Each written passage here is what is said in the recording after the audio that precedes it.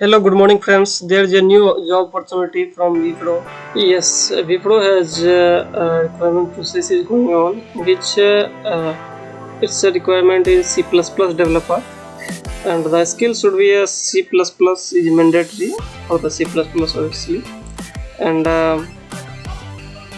there is a experience expected, and which is 1 to 3 years. That's all, and you can read all the things whatever is written here and how to fill this form. I'm going to do it.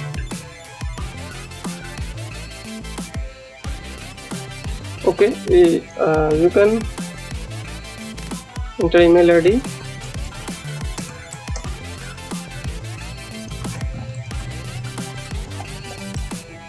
Okay, accept the policy, and after that you can read all the things whatever is written here.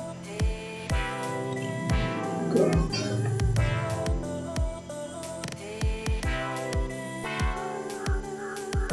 Actually, my account is available there earlier, that's why I have done it frequently.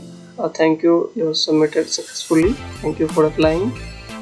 But you will if your account is not created on Wipro uh, careers, then you will have to create your account, and after that you will have to fill all the criteria, all the things like name, mobile number, email ID, and qualification, experience, and after that you will have to submit the form.